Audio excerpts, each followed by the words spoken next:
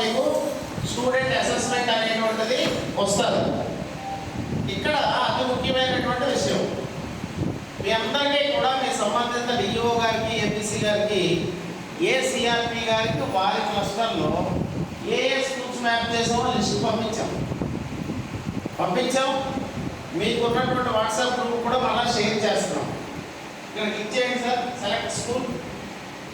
ఇక్కడ మీరు ఏ క్లస్టర్ అయితే ఆ స్కూల్స్ ఎఫ్ఐఆర్ అవుతాయి, ఏ క్లస్టర్ అయితే ఆ స్కూల్స్ ఎఫ్ఐఆర్ అవుతాయి. ఒకవేళ పొరపాటున ఏమైనా ఎక్కడైనా ఒక సిఆర్పి గారికి రాంగ్ మ్యాప్ అయితే మా దృష్టికి తీసుకొస్తే సరి చేయగలం. సో ఇందులో నేను ఏదో స్కూల్ సెలెక్ట్ చేసుకున్నాను. గ్రేడ్ థర్డ్ ఏ స్టూడెంట్, ఎవరో స్టూడెంట్, ప్రొసీడ్ అసెస్మెంట్. ఇది అసెస్మెంట్కి మీరు లాగిన్ అవ్వడానికి ప్రొసీజర్. ఈ లాగిన్ అయ్యే ప్రొసీజర్ మీకు ఏమైనా సందేహం ఉంటే అడగండి.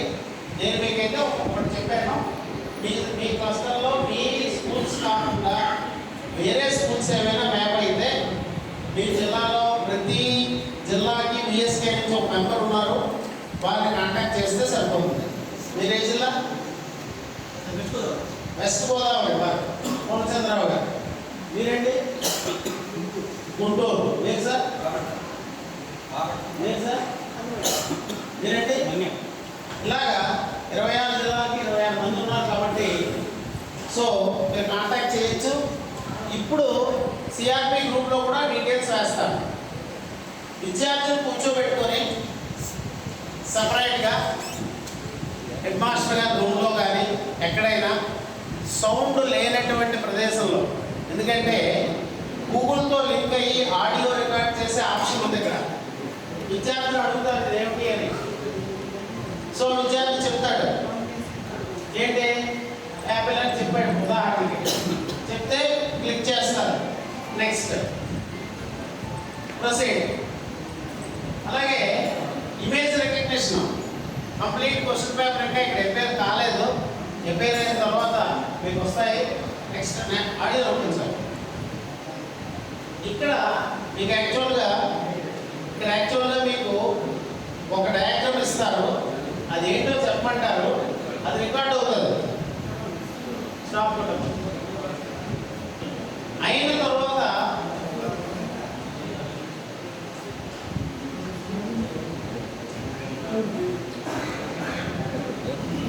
ఇది బఫరింగ్ అనుకోవద్దు. గూగుల్ వాడి సర్వర్కి ఇది రికార్డ్ అయ్యి చూడండి అక్కడ మనం ఏమీ చెప్పలేదు కాబట్టి యాక్యురసీ 0% వెంటనే తెలిసిపోతుంది. నెక్స్ట్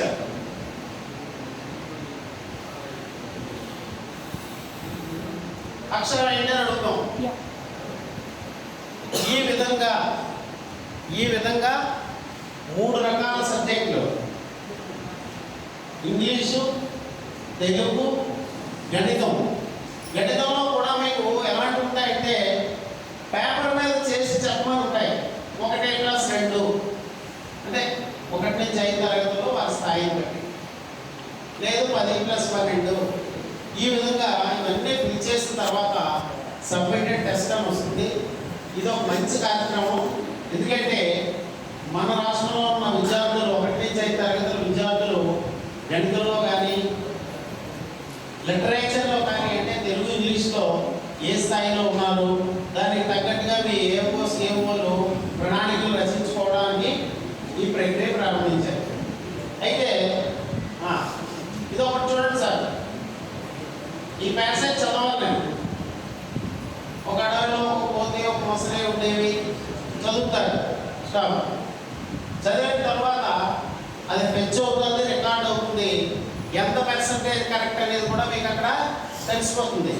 అంటే మనం ఎక్కడ కూడా మ్యానిపులేట్ చేయకుండా వాస్తవంగా విద్యార్థి యొక్క స్థాయిని గుర్తించడానికి ఉపయోగపడుతుంది.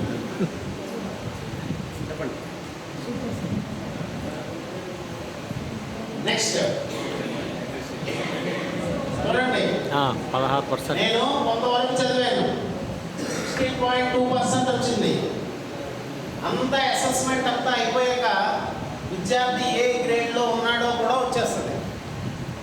ఏ కదా ఇది అన్ని సబ్జెక్టులో కలిపి విద్యార్థి ఏ స్థాయిలో ఉన్నాడు అనేటువంటి తెలిసిపోతుంది. తర్వాత ఇంకోటి, నాలాంటి వాడు అక్కడ ఎవడో వెనకబడి ఉన్నాడు విద్యార్థి, మనం ఏమీ భయపడవలసిన పని లేదు. ఒక 100 రోజుల ప్రణాళిక తయారు చేస్తున్నారు. ఎవరైనా మనం బేస్ లైన్ చేసిన విద్యార్థులు ఎవరైనా వెనుకబడిన విద్యార్థులు ఉంటే, స్లో లెర్నర్స్ ఉంటే వాళ్ళని మామూలు స్థాయికి తీసుకొచ్చేటువంటి ప్రణాళిక కూడా జరుగుతుంది. ఇది కేవలం వారి స్థాయిని తెలుసుకోవడం కోసమే. అంటే డి గ్రేడ్ విద్యార్థి కూడా ఏ గ్రేడ్ విద్యార్థితో సమానంగా ఉండాలి అనేటువంటి ఉద్దేశమే తప్ప వేరే ఉద్దేశం కాదు. సో ప్రొసీజర్ ఈజీగానే ఉందండి.